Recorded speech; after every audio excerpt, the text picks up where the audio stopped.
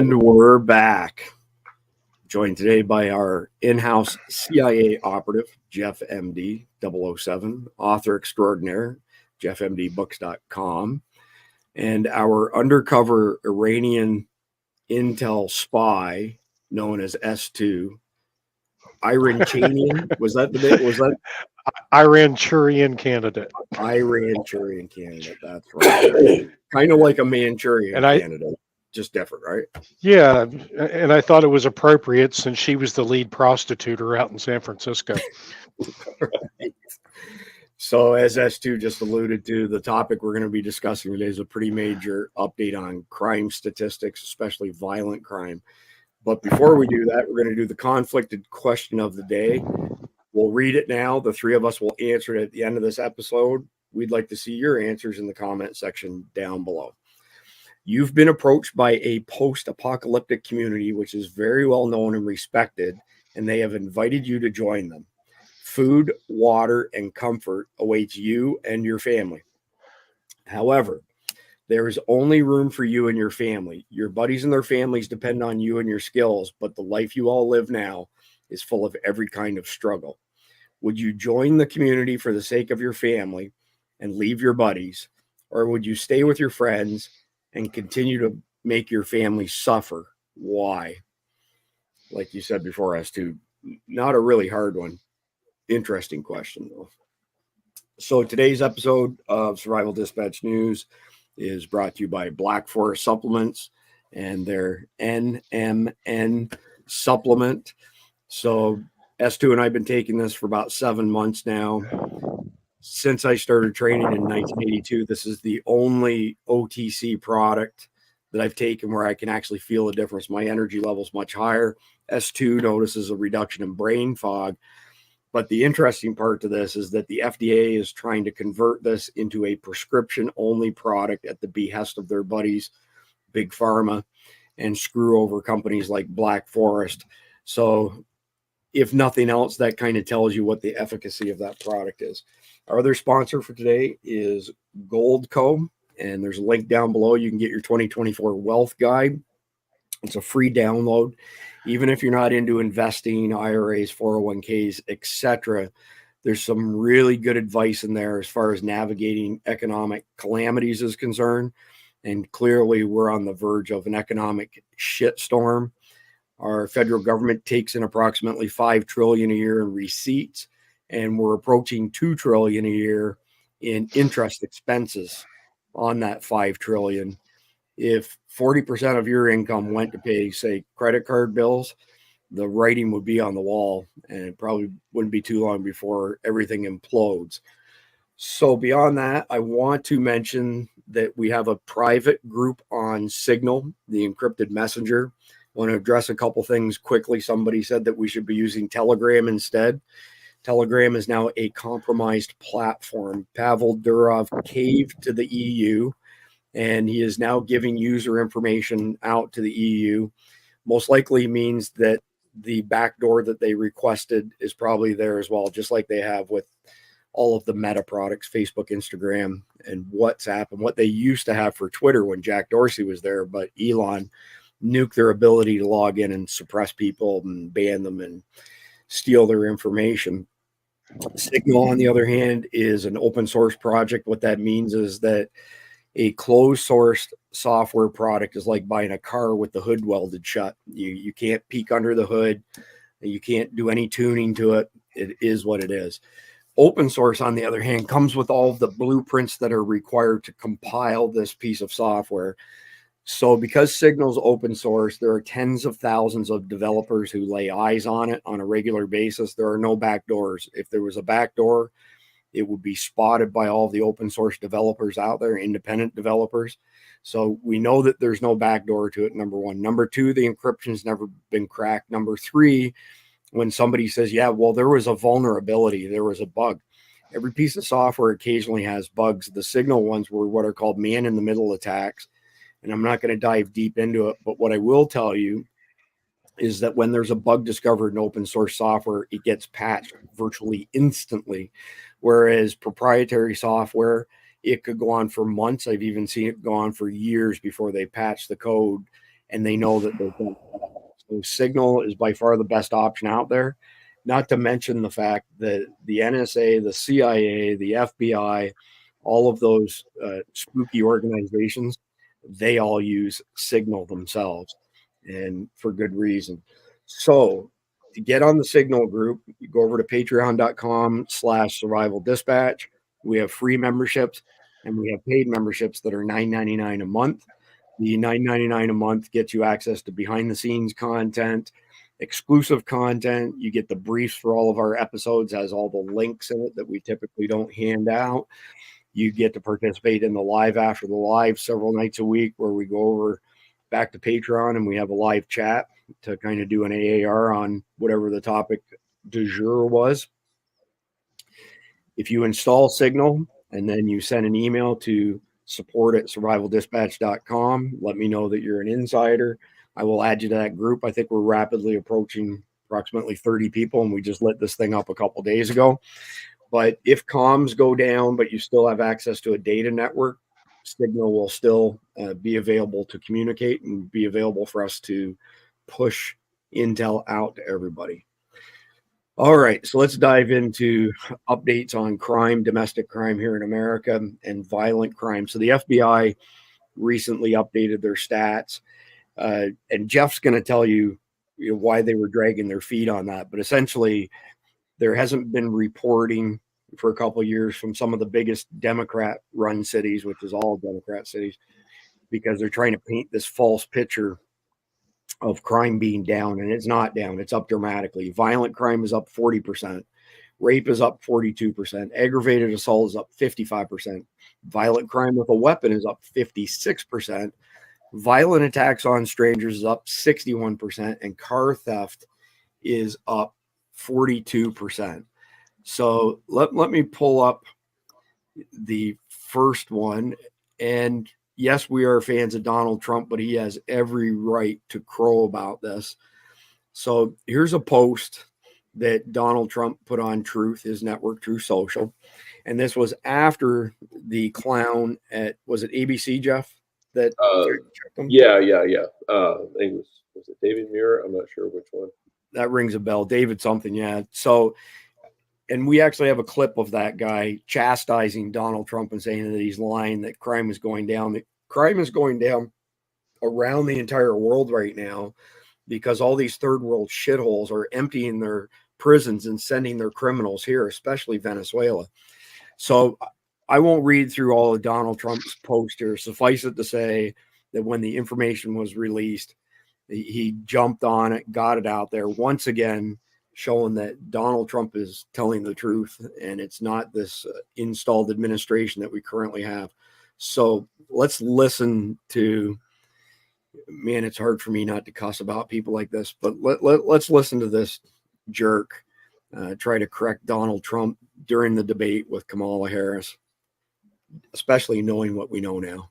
Crime is down all over the world except here. Crime here is up and through the roof. Despite their fraudulent statements that they made, crime in this country is through the roof. And we have a new form of crime. It's called migrant crime. And it's happening at levels that nobody thought possible. President Trump, as you know, the FBI says overall violent crime is actually coming down in this country. But excuse me, the FBI they were defrauding statements.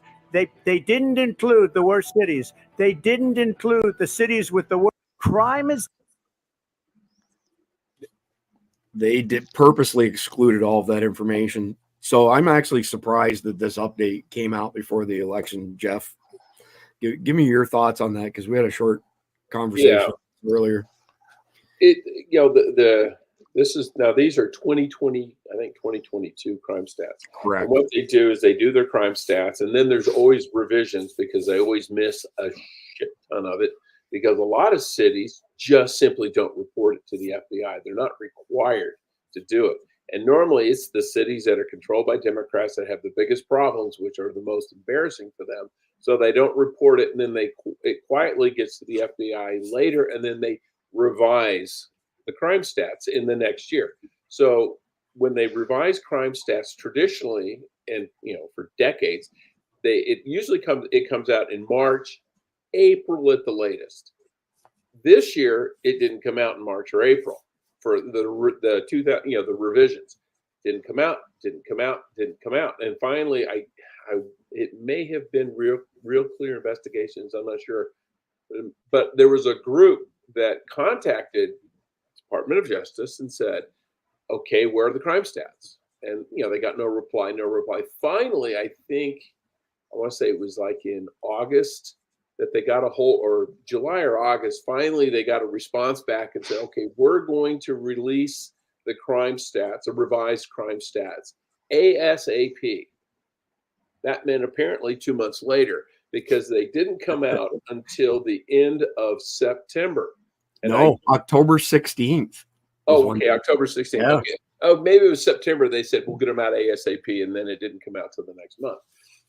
And, I'm really shocked that they put it out at all, but I think they were afraid of getting sued. So, but the crime stats, and I pulled them up. This is more, what they reported initially to what the revisions were. Violent crimes, the revision, an additional 80,000. Murders, 1,700 murders, that increase. Rapes, 5,000. It says rape legacy, whatever that is, 7,700. Robberies, 33,000. Aggravated assault, 37,000. Property crimes, 188,000. Burglaries, 29,000. Larceny, 114,000. And then motor vehicle theft, 54,000. Those are what didn't get reported the first time around. And it's obvious from the video clip we saw, they wanted their talking point. Mm-hmm. And as long as the Biden administration and the Harris campaign are saying crime is down, elect us, crime is down, even though people know in their soul, they can feel it in their bones, crime is not down. But they could say the statistics are on our side. Well, eventually, the FBI had to, it's almost pushing 2 years late. They finally said, okay, here are the revised, and they released it very quietly. I think the 16th, I don't know what day of the week it was, but usually they wait till something else is going on and people aren't paying attention, and then they quietly hit the send button. But there were so many people, I know Real Clear Investigations was one of them, that were eagerly waiting for this release. They found it, and they dug onto they didn't do a press release. They just put it on their website. And Real Clear Investigations poured through the FBI's website and found the release, and then it got publicized. They would have been perfectly happy if nobody ever saw it, because it doesn't fit the narrative of the Biden-Harris administration. Crime is not down. Well, before I go to US2, I just want to draw a parallel here that the Obama camp, and let's be clear, this is Obama's third term, and his MO, his modus operandi has always been the same. We'll do whatever we need to do to get the headline that we want so that our lemmings will memorize and regurgitate it. And then whatever apology or revision comes afterwards is just very quietly done. But their minions end up having their talking point. So S2, want to get your high level overview here on the delays, and now that we finally got the numbers, and what your thoughts are on why it got released this close to the election. I'm really surprised they did that. Well, the delays are like anything else. They're trying to cover the narrative for the campaign of the Iran-Syrian candidate. But them getting it released, I don't think they were going to have a choice but have to release it. But it's interesting though, because one of the bigger, more rising things that's going on right now, not just in terms of crime in general, is specifically political violence that's been happening. We've got the crime invasion coming into the country, and there's been 51 cases of political violence in 2024 to date. And yet there have been 15,608 reports of migrant crimes, including 27 homicides and 202 sexually based offenses. And that's just in 2024.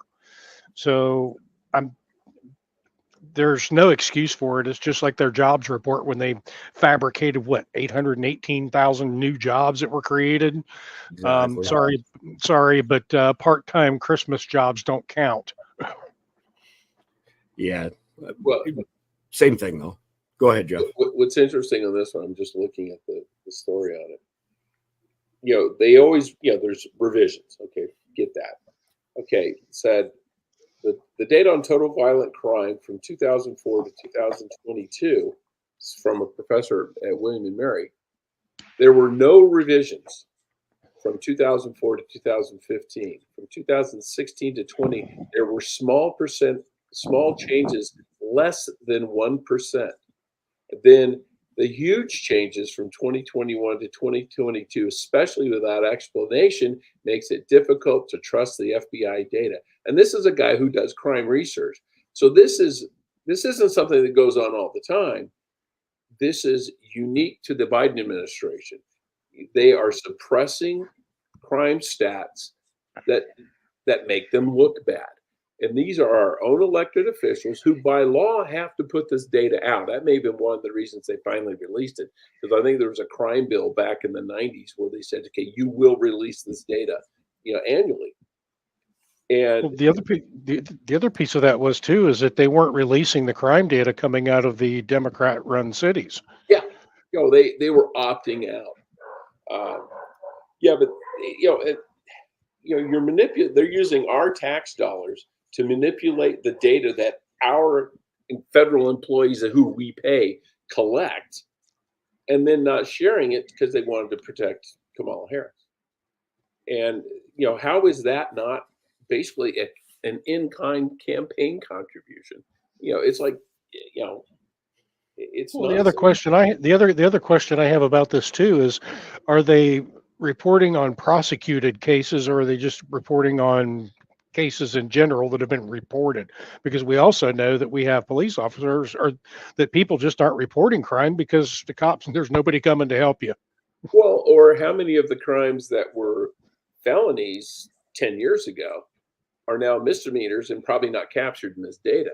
The most accurate one, and I've mentioned this before, that you want to follow are car theft, because most cars are insured, and your insurance company will not pay out unless there's a police report. So people will report when their cars are stolen. Now, that doesn't include low-end beater cars that is probably not worth reporting. But I mean, if you've got a car and it's got insurance and you want to get paid out, you got to report it stolen. So that's the one that's accurate. So when you see all the murders and everything else go down, but cars keep going up, the other ones are being altered. The disconnect there for sure. The data that's being presented by Team Obama is fraudulent data in multiple ways. So number one, it's not crimes not being reported, crimes being underreported. And the stats that the FBI released those are convicted charges. Those are not arrest records. Those are actually convictions. But another piece to this that is really bothersome, I mean, Obama's whole thing, he stirred up a massive race war, pitting us against each other in this country, the likes of which we've never seen before. I've lost track of how many days a week I see a story come up and there's a mugshot for a black guy and it says right beside him, race Caucasian. And then you see another one that's a Hispanic guy, race Caucasian. Then you see an Asian one, race Caucasian. And it happens so frequently, and it never happens going the other way around. There's never a white guy that's listed as black or anything like that. This is back to Obama trying to create this bullshit false fairy tale and sell it to people. Go ahead, Jeff. What the FBI did during the Obama administration, I just rolled my eyes when I read about it. It's if you're Hispanic and you're a victim of crime, you're Hispanic. But if you were Hispanic and a perpetrator of crime, you're Caucasian. Correct. And it was like, same guy, same person, but it was just whether, and they did that so they could skew the stats to say, see, these evil white people are committing more crimes and these poor Hispanics are the victims of the crime. So if you had a Hispanic male shoot another Hispanic male, it was a white on Hispanic crime. Yeah, there's a whole additional rabbit hole there that we could go down, but the narrative that black men are being killed by cops in droves, there's more white guys killed by cops than black guys, number one. Number two, black males are the number one offender of killing other black males. It's an astronomical number as well. Just look at Chicago for a great example of that. But what I'm getting at is that you have to take all of this with a grain of salt. And best case scenario, it's kind of directionally correct. Worst case scenario, it's straight up propaganda. There's that word again. You know, we had a video. Jeff and I did a video last night on big media and big tech censorship, and lo and behold, they censored our video. They shut it down. Imagine that. The video on. Oh, I didn't tell you this. No. Oh yeah, yeah. I threw it in our chat there. Yeah, the video's been taken down worldwide. Blah blah blah. So big surprise, right? And it was a good video. We didn't have anything in there that was particularly contentious, other than you guys are suppressing this shit. So I mean, and I suspected that they were already up to no good last night. We've got 400,000 subscribers, for crying out loud. And when you and I logged off last night, there was like 900 views. Like the suppression is just unbelievable, which is why, you know, this episode will go on both of our YouTube channels. Will go on Rumble, Cloud Hub, X, LinkedIn, and Facebook. But there are certain episodes that can only go on Cloud Hub, Rumble, and X, the free speech platforms, because our hands are tied on these other ones. But, you know, it took a lot of work to build 400,000 subscribers. And out of that 400,000, about 150,000 of them were built by me after I took ownership of Survival Dispatch. So I know at a bare minimum, as far as, you know, SDN is concerned, that we've built an audience of a minimum of 150,000 people. And when we see those types of statistics, it's so obvious that we're being suppressed. We even have people commenting on our stuff, mentioning how we're suppressed. And I'll end on this note as far as that topic's concerned. The reason I took us to 7 p.m., 7 nights a week, regardless of the platform, for Survival Dispatch News, because people weren't getting notifications. So if you don't get a notification that there's a live episode or another episode of SDN coming up, it's going to play at 7 p.m. Eastern time, 7 days a week. So moving on from there, I have not had a chance to listen to this entire discussion that Ted Cruz had, but I'm going to go ahead and play the beginning at least, because he essentially lambasted Kamala Harris and Biden for making America more dangerous. And, you know, rightfully so, points out that this installed administration has been lying about things. Yeah, and I got to say, what the Democrats have been saying and what the media has been saying is actual and literal fake news. So the talking points of all the Democrats, the talking points of all of the corporate media was... Hold on a second here. Houston, we got a problem. All right, let's try this again. All right, here we go. Crime has gone down under Joe Biden and Kamala Harris. Now, anyone looking at the rapes and murders and the children... I got to back that up, and because I I don't say, want that what to the come out Democrats wrong. have been saying and what the media has been saying is actual and literal fake news. So the talking points of all the Democrats, the talking points of all of the corporate media was crime has gone down under Joe Biden and Kamala Harris. Now, anyone looking at the rapes and murders and the children being abused, like that defied common sense, but they pointed to the FBI stats as their proof. Let me read from an article in Real Clear Investigations by John Lott, who's an economist, and it's entitled Stealth Edit, FBI Quietly Revises Violent Crime Stats. Quote, when the FBI originally released the final crime data for 2022 in September of 2023, it reported that the nation's violent crime rate fell by 2.1%. This quickly became and remains a Democratic Party talking point to counter Donald Trump's claims of soaring crime. But the FBI has quietly revised those numbers, releasing new data that shows violent crime increased in 2022 by 4.5%. So they said it fell by 2.1%. That was a lie. In fact, it increased by 4.5%.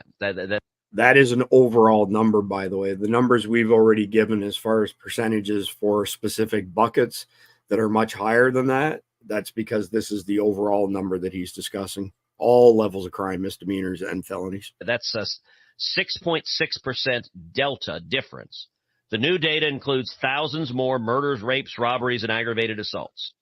The Bureau, which has been at the center of partisan storms, made no mention of these revisions in its September 2024 press release. Real Clear Investigations discovered the change through a cryptic reference on the FBI website that states, the 2022 violent crime rate has been updated for inclusion in CIUS 2023, but there's no mention that the numbers increased. Imagine that. No mention that the numbers had increased. Have we heard anything out of the FBI in recent years that's just not a complete fabrication? Or am I imagining things here? We heard that Donald Trump was shot. No, he wasn't. He was hit by shrapnel from a teleprompter. Exactly. I mean, and then we just discussed that, actually, Jeff. So what Jeff is alluding to there, or mentioning, I should say, not alluding, is that Christopher Wray ended up in front of Congress, and he said that Donald Trump was not shot, that it was debris from the teleprompter or a handrail that hit him in the ear. And then 48 hours later, the FBI very quietly released an update that said Christopher Wray spoke out of turn and Donald Trump was shot. But by then, you had all of the liberal rags out there had picked up the story and run with it. Donald Trump was not shot. They got the headline they wanted. It's always about the headline with them, right? It doesn't matter what apologies or revisions come after the fact at all. So when Donald Trump spoke on this particular topic, you heard him mention at the debate a new category of crimes, migrant crimes. So there's an article here on a website. I'm not going to mention the website. If you go over to patreon.com/survival dispatch, there's a PDF with all these links. I can tell you that if I take a link from this particular website, put it in a video description on YouTube, the save button is grayed out. It will not allow you to save it until you delete the link. And no, it's not InfoWars for anybody who's wondering. Just go on over to Patreon, you can find out who it is. But migrant crime sparks political revolt against Biden's border policy. And we've just heard the numbers, right? 425,000 known criminals admitted to the country, which means it's probably a million. 13,000 of them convicted murderers, which means it's probably more like 40 or 50,000 convicted murderers that come into the country. 15,000 rapists allowed into the country. Again, that's probably 40 or 50,000. And I see liberals frequently say things like, oh, well, you know, this particular part of our society commits more crimes than these migrants. And they're not migrants, they're invaders. Let's just be straight up. They're not migrants. These are invaders. This is an invasion that we're suffering right now, thanks to the Biden admin. But what I'm getting at is they're like apologizing for it. We just saw it with the lady, I think it was ABC, who said, yeah, well, you know, it was only a few apartment buildings in Aurora. It wasn't very many, just a few. And I'm trying to remember who she was interviewing. Oh, it was JD Vance. Yeah. And JD Vance is like, do you hear yourself? Do you hear what you're saying? This is the United States of America. And it's okay because it's just a handful of apartments have been taken over by a vicious Venezuelan gang in Aurora, Colorado. So and San Antonio, Texas. So this is all like self-inflicted wounds, right? I mean, literally self-inflicted wounds that we don't have to be suffering through. I mean, have you looked at the number of Americans murdered going back to Kate, or what was her name? Steinel. What was her first name again? Kate Steinel. Kate Steinel, yeah, in San Francisco.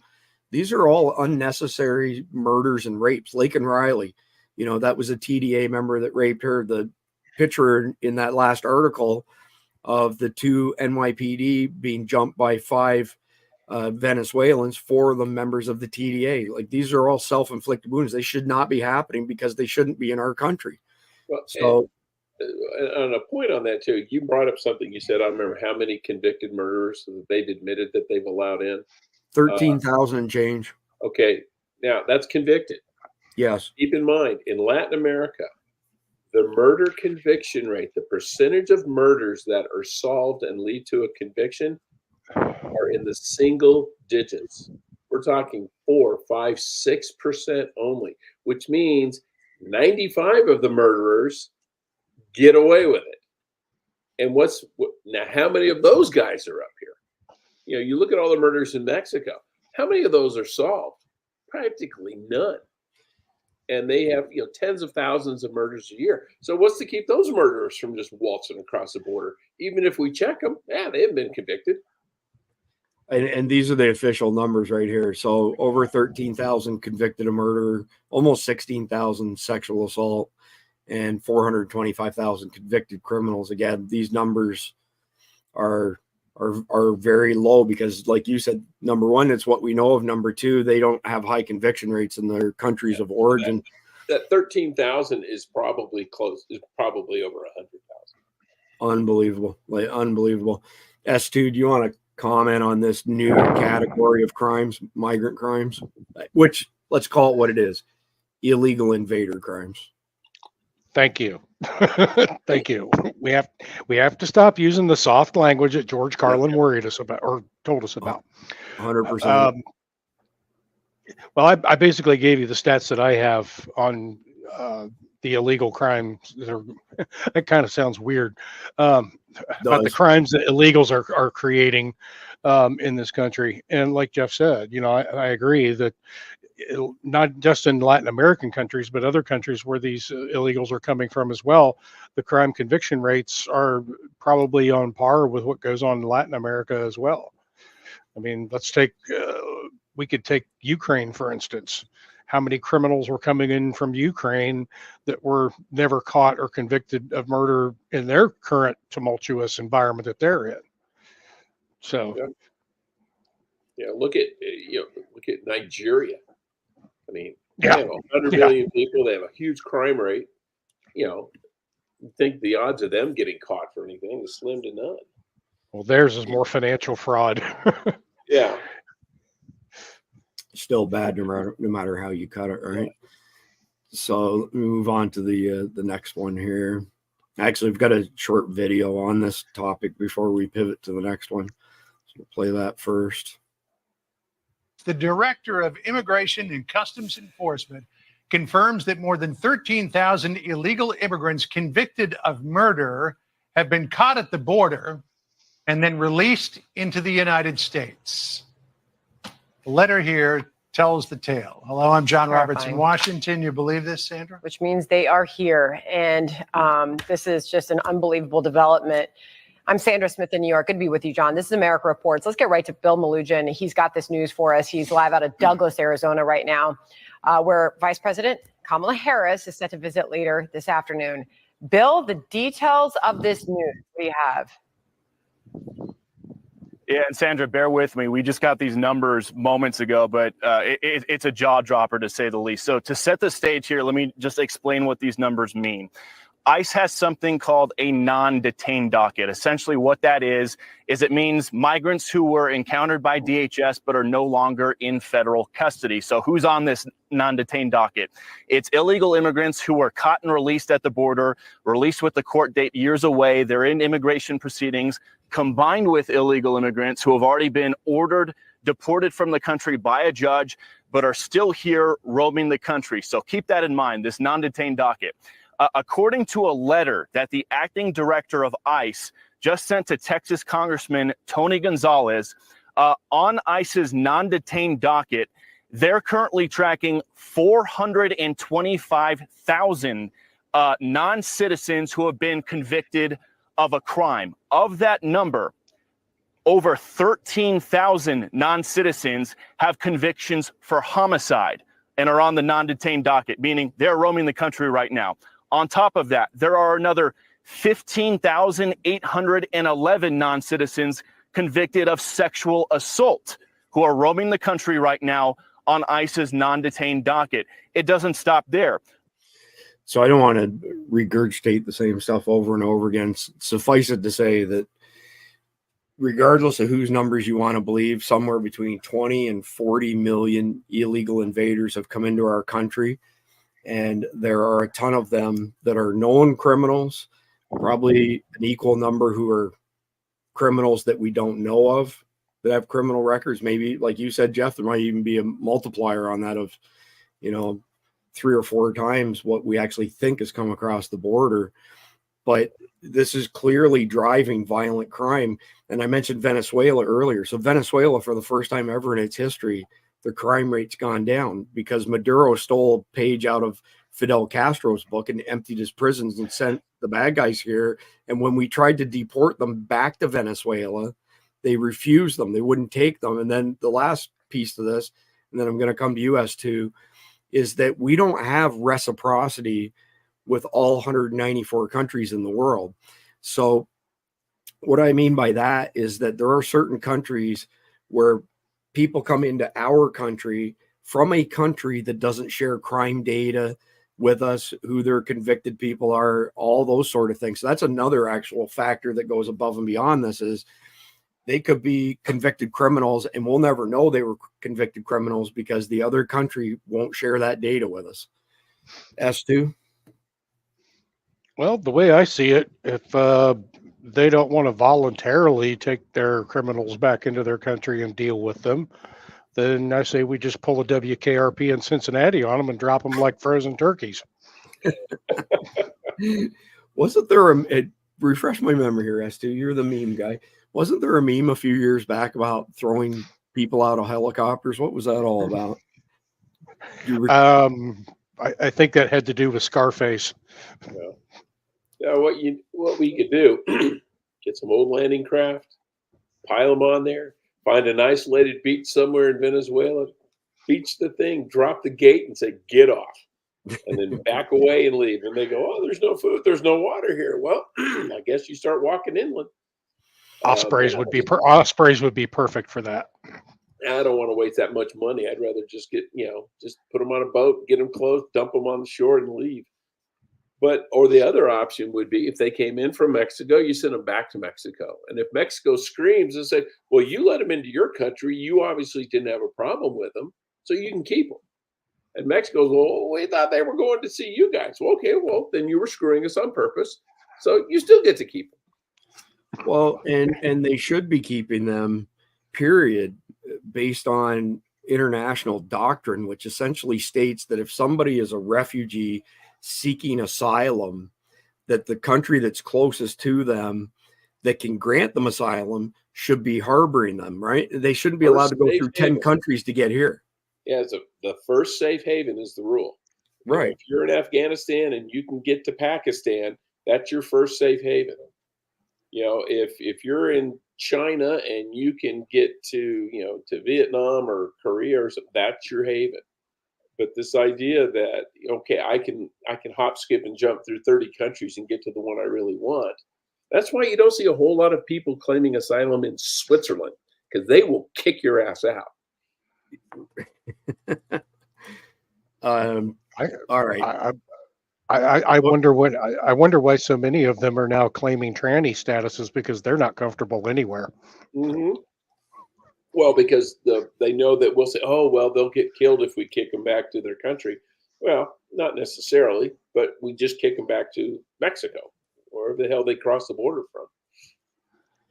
Yeah, so I didn't have this next link in the brief, but I want to play it anyway because it did come up in conversation between us as far as Mark Cuban is concerned.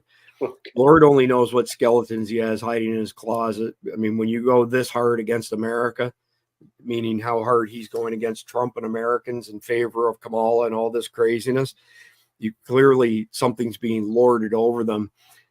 I think this next clip I'm going to play is the one where he says, well, Joe and Kamala just have really big hearts.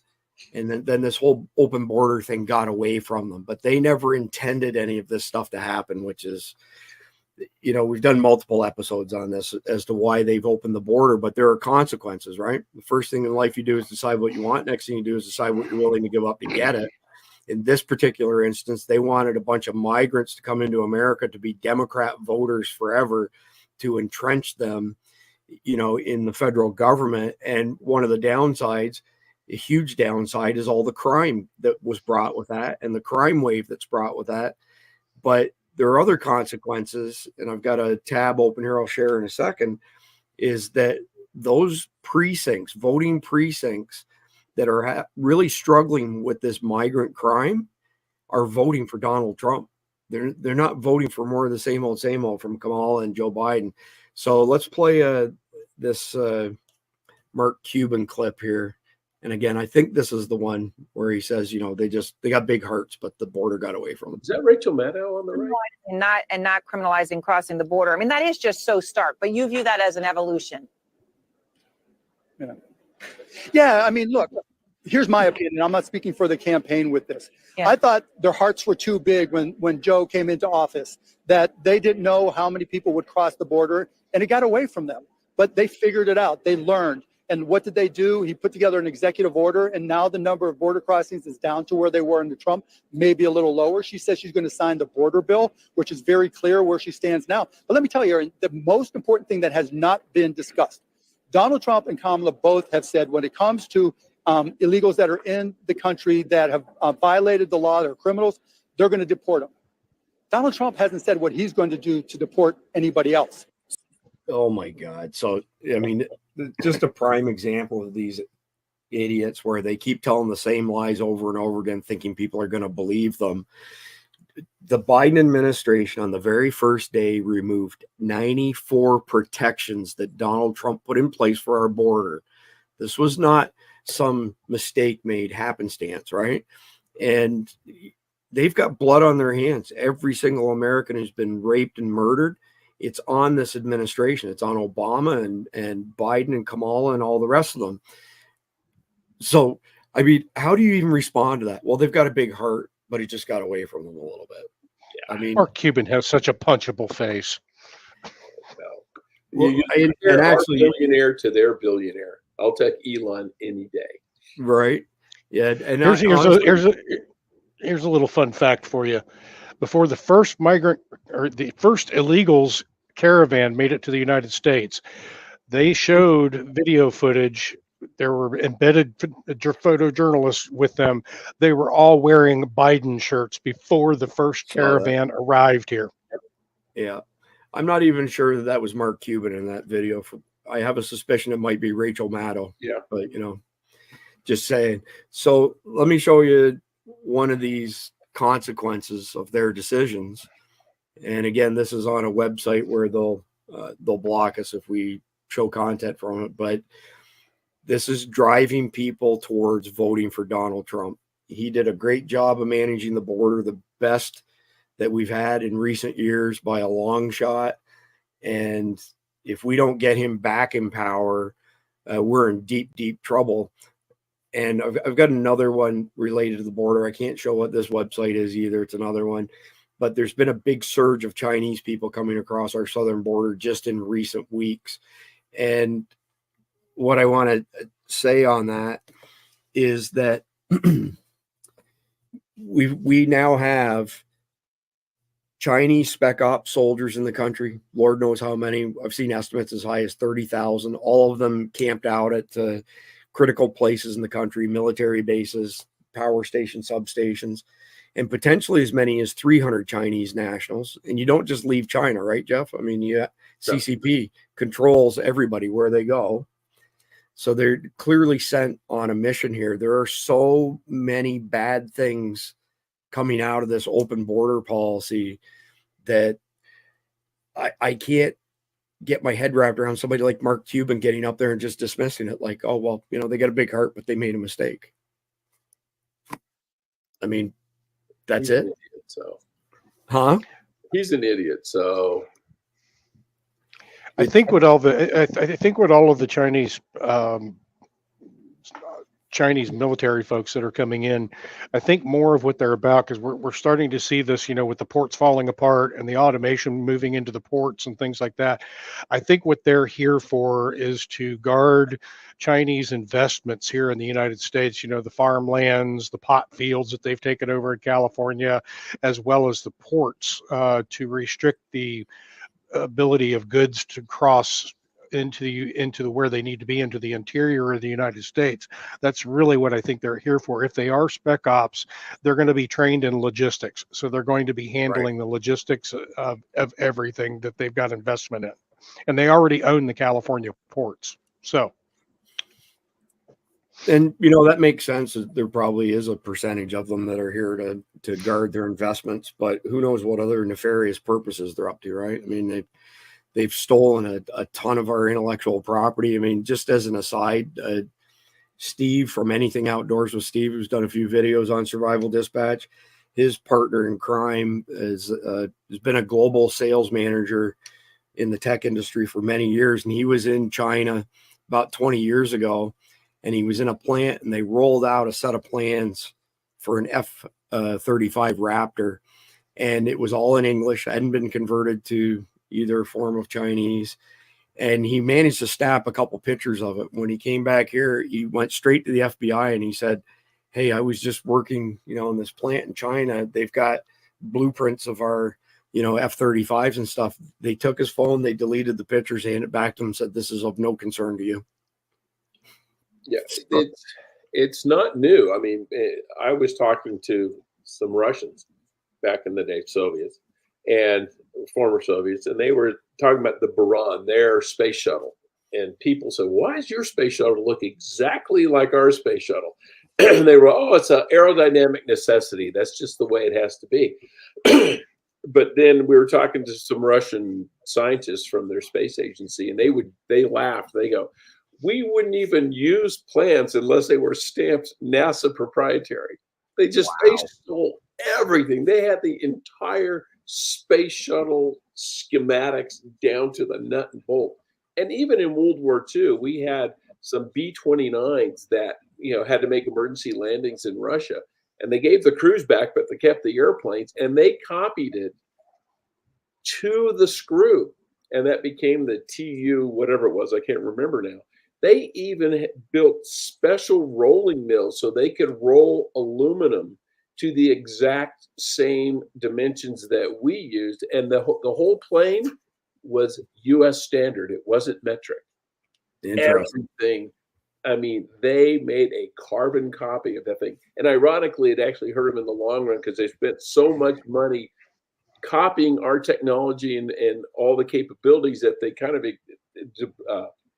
pulled resources from their own industry, and it actually turned out to be a big suck because the plane was obsolete within 3 or 4 years anyway.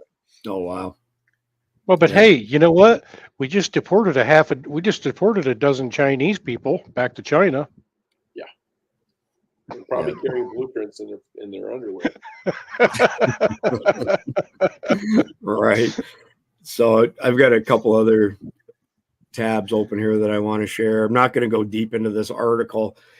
If you look for, if you go on a proper search engine, Yandex, Brave Search, whatever the case may be, anything but Google that's just feeding you a bullshit narrative, and you search on, crime update in America, there's story after story after story on these urban crime waves. And hats off to whoever wrote this particular article saying, "Be skeptical about media reports that rates of lawlessness are declining in cities." The reason this caught my eye and the reason I put this up here, Jeff, is because of the video that you and I did last night that got pulled off, got censored by the censors. You said the exact same thing.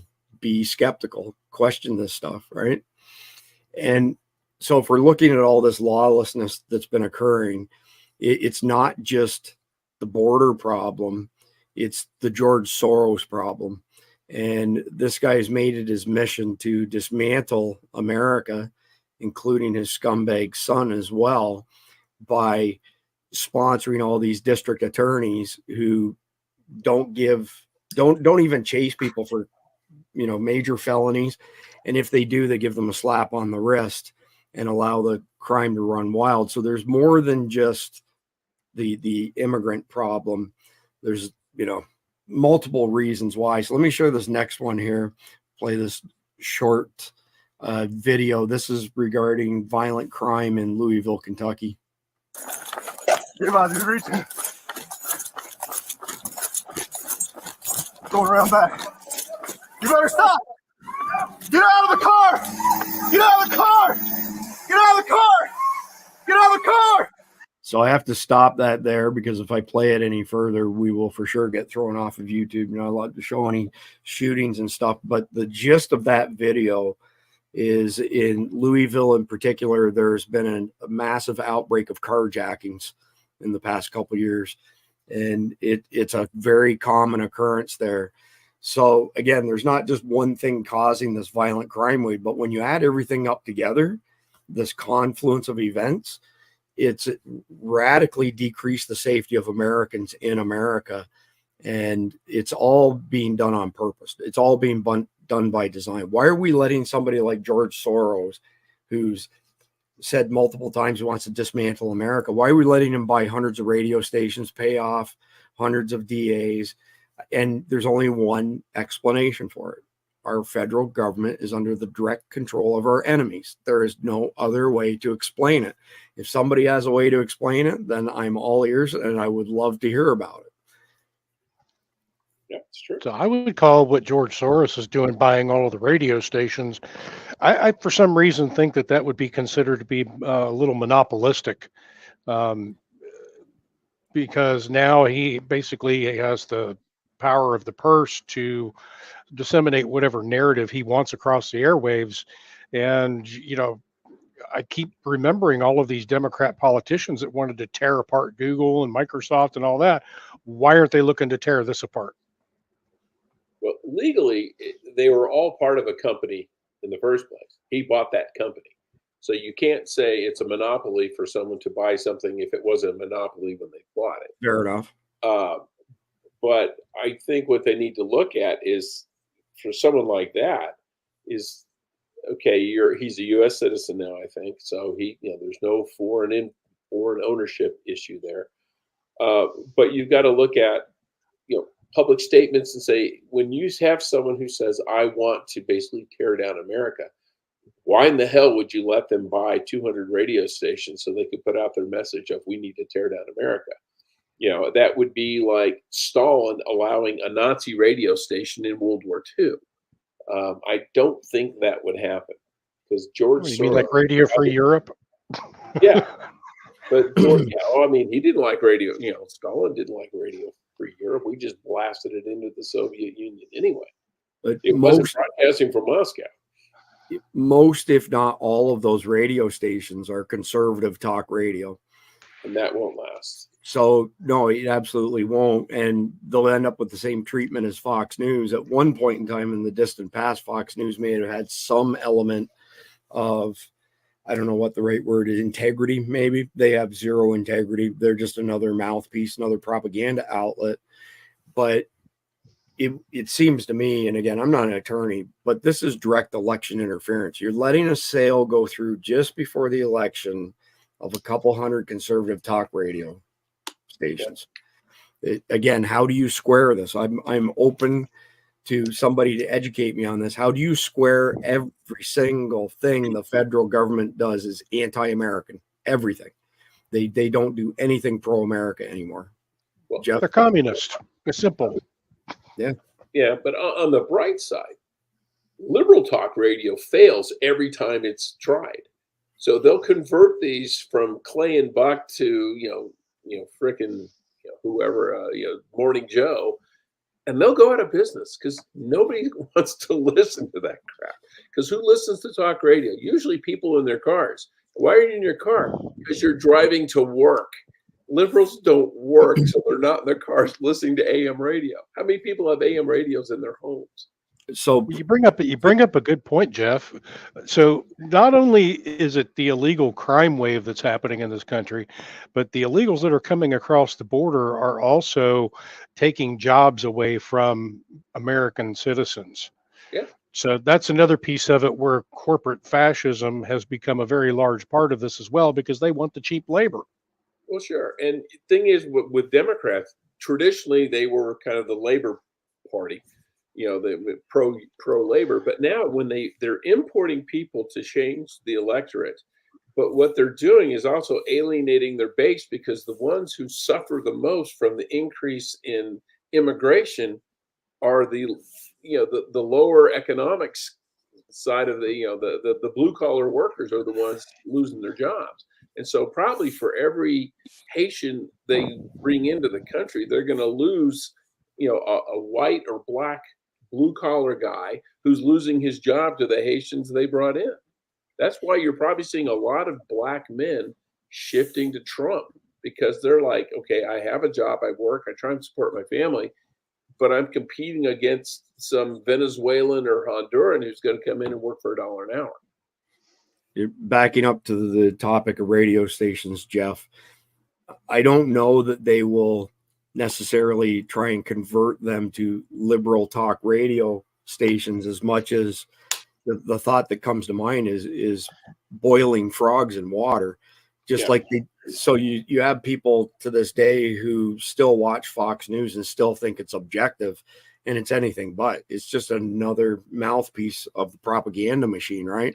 So I suspect that they'll take those 200 conservative talk radio shows and they'll do the boiling frog routine, and slowly but surely they will have affected change by programming the people who listen to those stations. There's smart people who clue into it, but there will be many people who don't clue into it as well. And how many of the syndicated shows, the Sean Hannitys, the Clay and Bucks, any of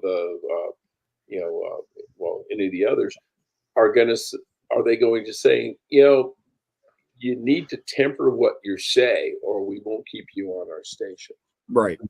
And there's a lot, is it going to lead to a lot of self-censorship? I mean, we do it here on Survival Dispatch. We know there are certain key words we can't say, even though we want to, and they're relevant to say. There are some websites you can't, put up on your, you can't post. You just say, I can't give you the name of this, otherwise they'll take it down. And what's happening to us on a smaller scale can happen to them just as easily. They can go to Sean Hannity and say, yeah, you keep going after Biden, we're going to run a special, we're going to take it down and we're going to run something else, or we're going to edit your 3-hour show down to 1 and then run it. And then we'll do 2 hours of infomercials. And, he'll lose money, he'll lose advertisers. So he may go, oh, okay.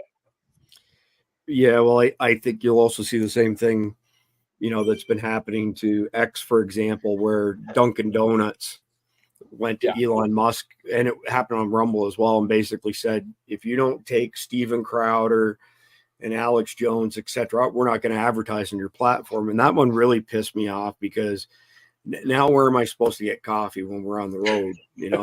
Because they won't get another penny from me. From Stay Brewed. I'm on the road. Listen to what I'm saying, S2. When we're traveling, when we're going down the interstate, we want to stop and grab a decent cup of coffee without supporting assholes. So there's no Starbucks and no Dunkin' Donuts in my world anymore. So I want to bring up another one here, another story, only because I want to point out that this is not just us. This is the UK and all of Europe, probably, except for the countries who've done a good job of keeping the invaders out. But this one town, Gateshead, saw a rise in average crime rate of 15%. And I mean, my wife was in London a couple of years ago, and she had been there years before that. And she said she didn't even recognize London. It looks like something straight out of a third world country. It doesn't look anything like what it used to. So this is not a problem that is confined to us here in America. This is affecting other parts of the Western world as well, especially as it relates to, the migrant wave invaders is what I call them. And while this is not a crime issue per se, I want to draw some attention to this, that highly likely that Tommy Robinson is going to be sent away to the most prolific maximum security prison in the UK, because he made a film on this migrant invasion and had the audacity to publish and play that film and promote it across the UK. And of course, now in the UK, if you're guilty of wrongthink, then they're going to throw the book at you, quite literally. Jeff S2, y'all want to make any comments on what they're doing to Tommy Robinson? Well, it's called the Sorry, go ahead, Jeff. Oh, go ahead. Go ahead. The documentary is called The Rape of Britain. It actually started out with Tommy Robinson's I think it was his niece that was actually groomed and then raped by several Muslim men. And he started speaking out about it. It was happening in this small town that he came from. And he was trying to bring public awareness to what's been going on. It's the same thing that a lot of us have been doing for 30 years. We've been trying to tell everybody this is what's happening. Your tolerance is going to enable this. And they kept telling us, you have to be tolerant of other people. You have to be tolerant. And I'm to the point now where I'm no longer tolerant. And frankly, I never really was tolerant. I could only tell people quietly, hey, this is going on. So what they're doing to Tommy Robinson is basically the same thing they're doing to everybody around the world. Is they're trying to suppress them. And if they can't suppress them, they're going to jail you. And the same thing they did to Steve Bannon. Steve Bannon told him flat out, I'm not shutting up. And they're holding him over. They're holding Steve Bannon over the legal limit that they're allowed to hold him, just like the Iranian candidate did to black men that she sent to prison in San Francisco. She would hold them over for slave labor in the prisons. Yeah, the date that rings a bell with me is that Steve Bannon was supposed to be released October 16th. They weren't allowed to keep him past then. And now we're almost a week past that point in time. He won't get out before the election. Yeah. So this part one, the rape of Britain, I've watched them take this down even on Rumble and then get put back up. So it was last time I checked it had way more than 16,000 views because it was a previous upload that's since been deleted. And somebody keeps uploading it. There's always going to be somebody who's going to try to get information out there. God bless them. But I mean, this is 1984 level stuff, like to the extreme. Well, I believe Tommy Robinson actually has his own site now too, where he's got a documentary up there. It's behind a paywall, but for $9.99 or whatever the cost is, I actually paid the fee and was able to watch the whole thing in its entirety. So they can't take that down if he's built that site properly.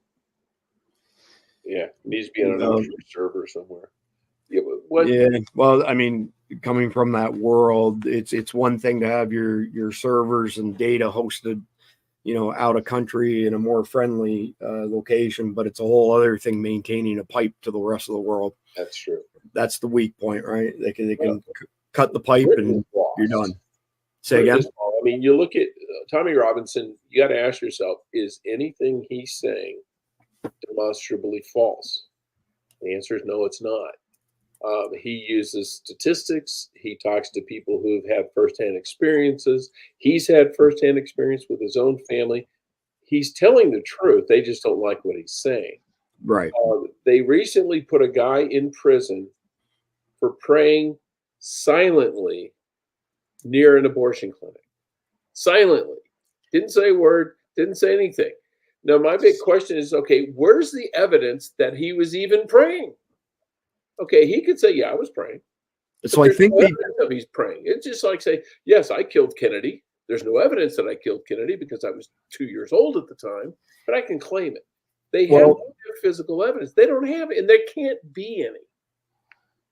I remember that one, Jeff, and my recollection is that when the cops were questioning this guy, he had no idea that the government would go so far as to charge you and put you in jail for admitting that you were thinking of something, right?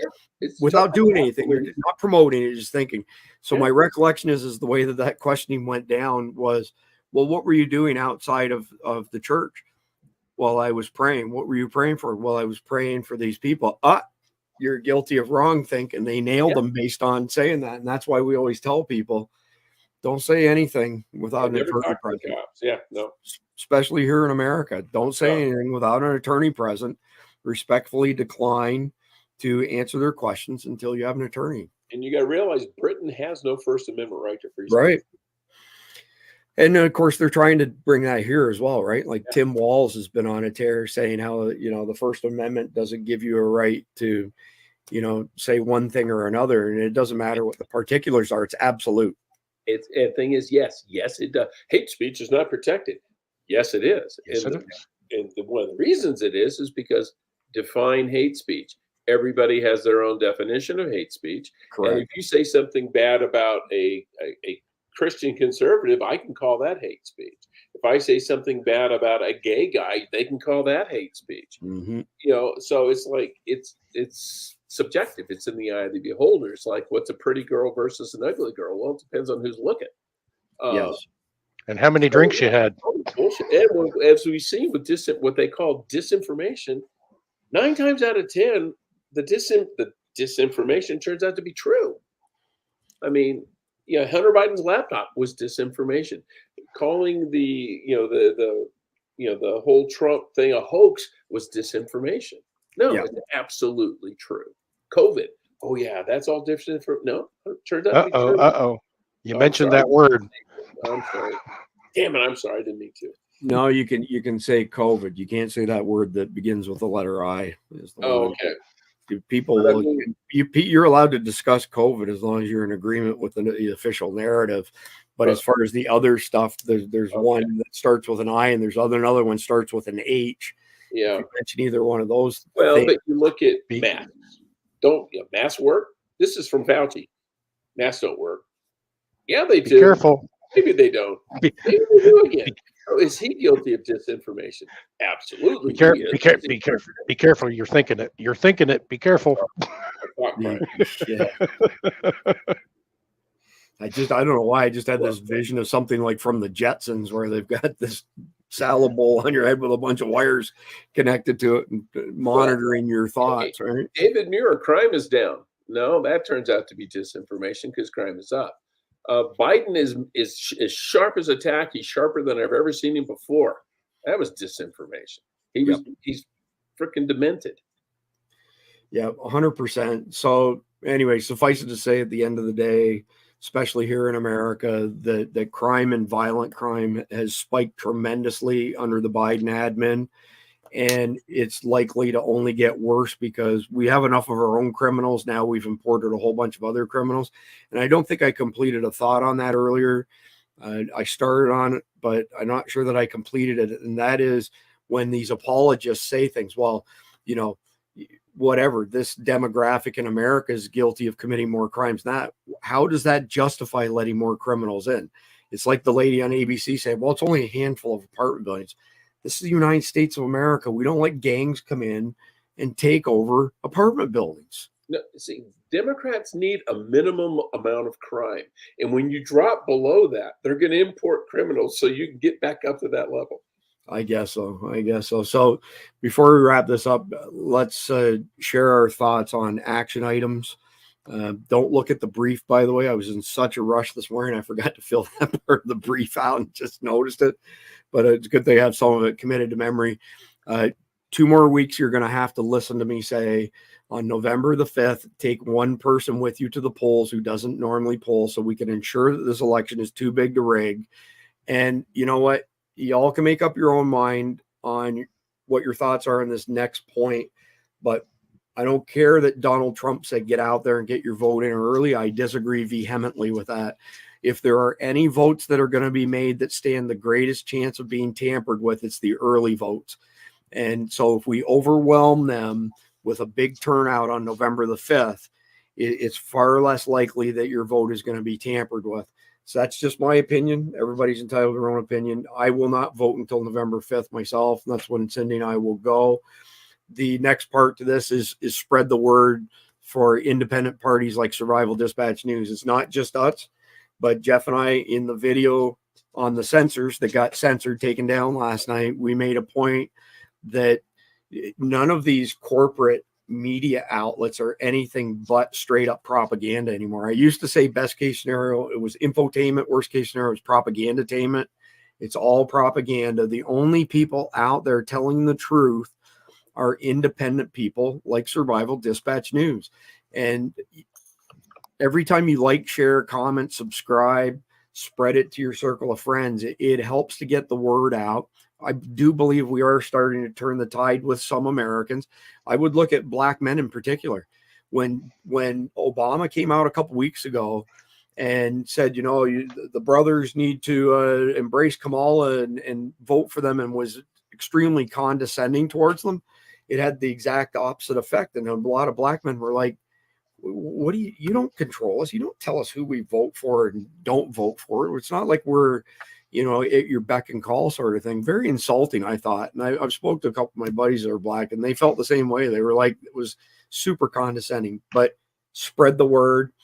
And the third thing on my list, and you're going to have to listen to us repeat this forever and ever and ever. The most important vote you make is a vote for sheriff. They have an extremely high level of autonomy and will have the biggest effect on your day-to-day life. And as it relates to today's topic, as far as crime is concerned, having a tough on crime, decent sheriff will make a world of difference. And if you don't believe me, ask anybody who lives in Polk County, Florida, and has Grady Judd for their sheriff, and get back to me and tell me, how things are over there. They're really good, just like they are here in Volusia County, where Mike Chitwood is our sheriff. Like him or hate him, I don't really care. You're all entitled to your own opinion. He's tough on crime, and we see the direct benefits of that here. So those are my 3 or 4 suggestions. Jeff, any suggestions on your part for what people can do in light of this crime wave? Let me add one more thing, by the way. Protect yourself. Yep.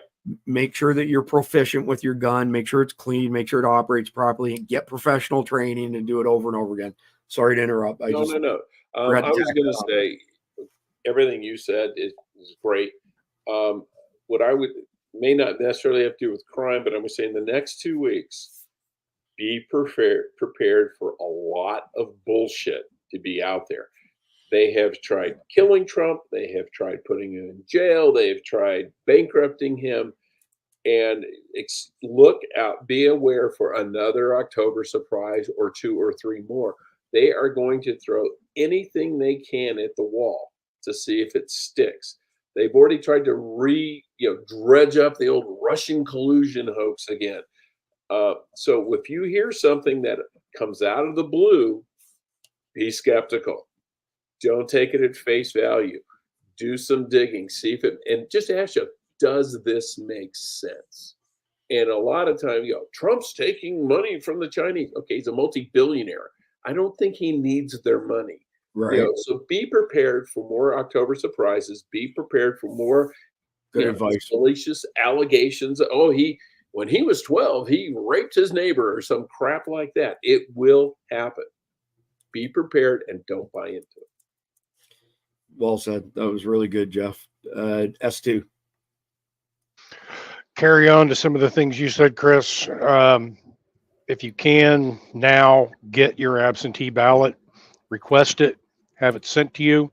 If you go to vote and they say you've already voted, you can hold that ballot up in front of them and say, no, I haven't, because I have it right here. And don't open it. Just put it in a drawer somewhere for safekeeping and take it with you to the polls. If they say you voted, you say, no, I have not. I want a provisional ballot. Secondly, onto that, look at who you're electing in your state legislatures as well as your local municipals. Those are the people who are going to who are going to impact your day-to-day life. They're the guys who vote to raise taxes. They're the guys that vote to raise insurance rates. You name it. They're the ones that are doing it. People at the federal level, they can go up there and dance around and play around in the Senate rooms all they want to, all day long. And lastly, be prepared, get yourself some food and water stored up, and be prepared for at least 2 weeks of having to stay inside or limit your mobility, because with all of the craziness that I foresee going on out here, it's not going to be Antifa. It's not going to be BLM. It's going to be some other actors out there that are going to come together and they're going to create some chaos. So make sure that you have food and water and whatever else you may need to get yourself through 2 week period of time.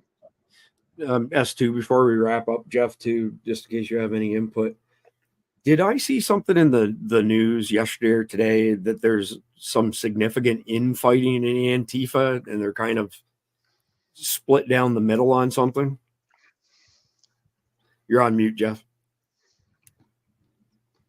I read something about that as well, that they're not sure where they're going to fall on some of this, because they're having some, I guess, philosophical differences with the Biden administration on some issues. Again, grain of salt. Didn't see anything confirming it. Didn't read all the details. Didn't look into the subsources of it. So I've spoken directly to one of those people we're talking about right now, and I can confirm that there are murmurings within those communities right now that there is a divisive split, because they finally have started to realize that there is no future for them if they continue down this course of action. Oh, good. Course of action meaning like physical violence, or peaceful physical protest? physical violence, vandalism, whatever you want to call it. The way they've been behaving, there is no future for them if they continue going down this road, particularly if we move into a period of time where we have rule without law. Yeah. WROL. Well, and it also it basically pisses everybody off, and they're going to elect hard on crime officials who are going to basically whip out the nightsticks. Yeah. Maybe it's worth looking into deeper, right? I knew you'd have some intel on it, S2, but maybe it's something we cover in an upcoming episode. So we'll wrap this one up with the conflicted question. You've been approached by a post-apocalyptic community, which is very well known and respected, and they have invited you to join them. Food, water, and comfort awaits you and your family. However, there is only room for you and your family. Your buddies and their families depend on you and your skills, but the life you all live now is full of every kind of struggle. Would you join the community for the sake of your family and leave your buddies, or would you stay with your friends and continue to make your family suffer?